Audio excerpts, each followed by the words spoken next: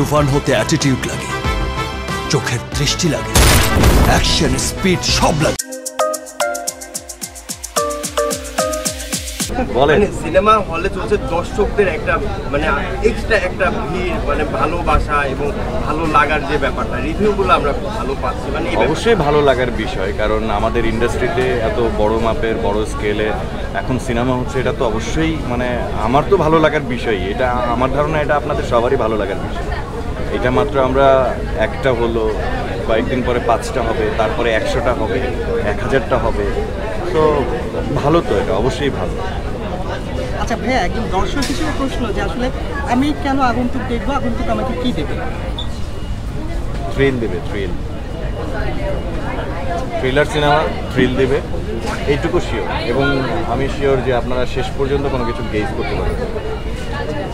এত ভালো টুইস্ট এই গল্পটাই অনেক স্ট্রং আগন্তুকের, দ্যাটস ওয়াই দর্শক আগন্তুক দেখবে।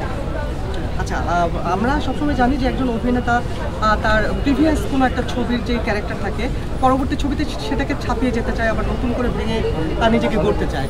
তো আগন্তুকে আপনি আসলে কতটা ভেঙে আবার নতুন করে নিজেকে নির্মাণ করতে পেরেছেন? আমি চেষ্টা করেছি, মানে সবসময় হয়ে ওঠে না, বাট এটা আসলে আমি মানে আপনারা বলবেন, এই কোয়েশ্চেনের অ্যান্সার আমি দিব না। এই কোয়েশ্চেনের অ্যান্সার আপনারা যারা খেয়াল করেন আমার পারফরমেন্স, আপনারা বলবেন যে আমি বিগত সিনেমা বা বিগত কাজ থেকে এই কাজটায় কতটুকু কি করতে পেরেছি। এই সিনেমায় আপনাকে কোন ভূমিকায় আসবে দর্শকরা দেখতে?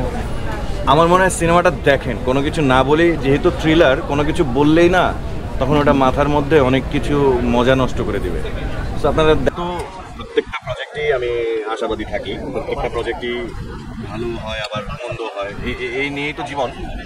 সো আশাবাদী আসলে দর্শকের উপর ডিপেন্ড করছে। দর্শকের যদি ভালো লাগে তাহলে আসলে আমার ভালো লাগবে, আর যদি দর্শকের খারাপ লাগে তাহলে আমার খারাপ লাগবে, কারণ আমি তো চেষ্টা করি দর্শককে ভালো কাজ দেওয়ার।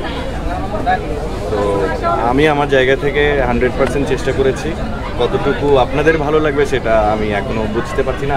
উৎসবমুখর পরিবেশ ভালো লাগছে এবং ধন্যবাদ সবাইকে। জমে উঠেছে, খেলতে হবে মাথা দিয়ে।